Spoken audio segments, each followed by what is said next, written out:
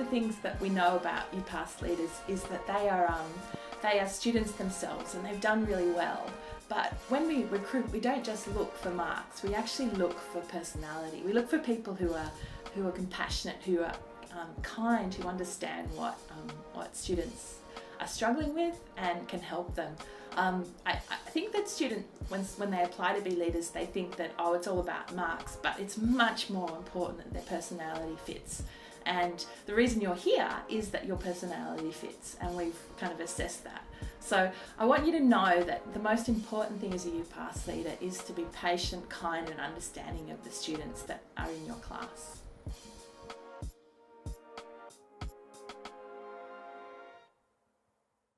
It was really enjoyable. I really enjoyed the fact that I had the direct capacity to empower students and transmit my knowledge to them. I was obviously very nervous, but so were they, and I think it melted away once you get to know each other and you interact and all that kind of stuff.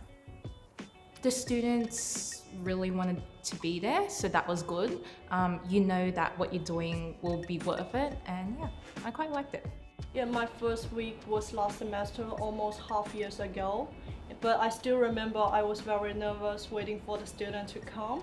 And this semester, the first session, I was more confident in being a UPASS leader, less nervous. And when you find you have a big class, and there's a big class for me this semester, you are really excited.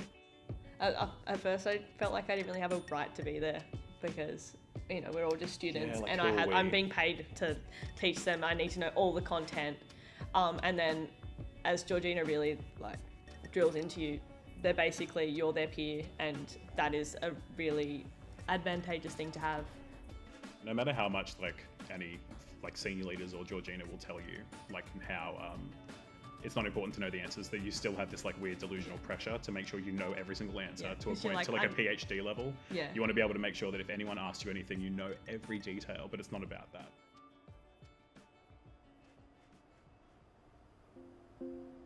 So what you do when you facilitate a session is you set out the scope of the lesson, the activities you want to go through, the topics that they have trouble with, and you kind of let it happen organically instead of kind of forcing a regimen onto them. Otherwise you end up spoon feeding them, which is counterintuitive to the process of UPASS. Sometimes I get them to do mind maps on butcher's paper. Sometimes we play Kahoot, so it just depends on what I think is relevant for that particular topic and session. Yeah, actually for postgraduate course, there will be less games or something like that. They prefer how to do more exercises and more discussions. So usually I will divide the worksheet into 2 or 3 parts, from easier questions to the more difficulties. And I will let students to discuss or do the work by themselves for 10 minutes and discuss another 10 minutes, something like that. Also, group activities really help with discussion. So having butcher's paper and really getting them to speak instead of forcing yourself upon them. So if they have questions, deflect it to them instead of responding to the question yourself, even though it's very tempting to respond to the question yourself. So I did this activity where it was anatomical yoga, where me, a 6 foot tall, 6 foot wide person is trying to do yoga to demonstrate what abduction or adduction is. Yeah. It seems silly, but in the exam, if they have a question about adduction, they're going to remember the big guy making a fool of himself and everyone kind of having a laugh and having some rapport together. They're going to remember that, and that'll help them remember the content.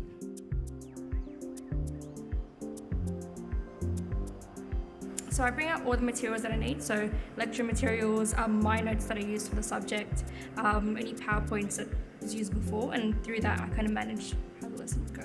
And for our leaders, we usually prepare the worksheet a week beforehand and send it based on the previous worksheet and send it to the subject coordinator, and maybe do some changes according to the coordinator suggestions. I usually just attend the lectures just to get a refresh, because it's been a while since we've done the subject, so it's good to just get that refresh and make your worksheets during the lectures as well.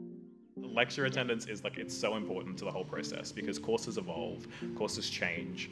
Even if it's 6 months ago, it could be a completely different kind of scenario that could different focuses, different sort of teaching strategies, different assessments, so it's so important to attend.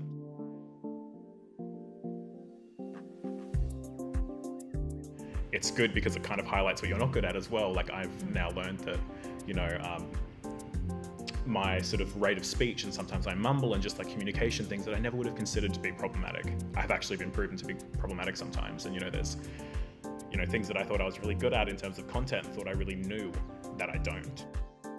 You can learn about yourself a lot, because I've definitely gained confidence in, you know, talking to people that you've never known, you've never met before, and learning to build that rapport with them and gaining their trust and allowing them to, become confident in themselves. Yeah, I'm not really like the outgoing person. I'm still a bit shy. So I guess by being in a classroom environment, or not really that, just meeting other people, you'll just find new ways of communicating. I think my time as a UPASS leader changed me in my communication skills, in my ability to speak, write a bit more concisely. It also helped later on when I did like public speaking gigs, in not feeling nervous and being really calm and enjoying the process instead of being really stressed out throughout it. Yeah, I think the most important things, it made me more confident in both the subject understanding, also how to communicate with students or with other peoples. And also I think because of UPASS, I feel like I'm a part of Help's office and also a part of the UTS.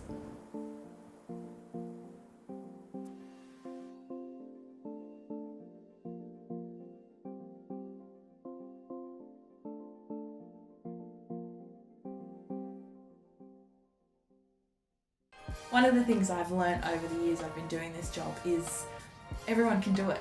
Like, I think the students, when you come on, you think, oh gosh, I don't think I can actually do this, but the reality is you can. One of the things that we see is you just grow into the role and develop your own confidence and your way of doing it. And it gives me huge joy to watch that kind of experience happen. I love seeing the way students grow in the role. I love thinking about where they were when they started, when they applied and they came in for interview. Then they might, run a couple of semesters, and you see them after their first class, and they're super excited. They can't believe they've actually run a class. And then you see them, apply to be a senior leader, and they become a senior leader, and they start mentoring the newbies. Watching that growth from the interview to graduations is so it's wonderful, and it's really rewarding. And it's just what I love about working with students is seeing them realise how much potential they have and actually use that potential.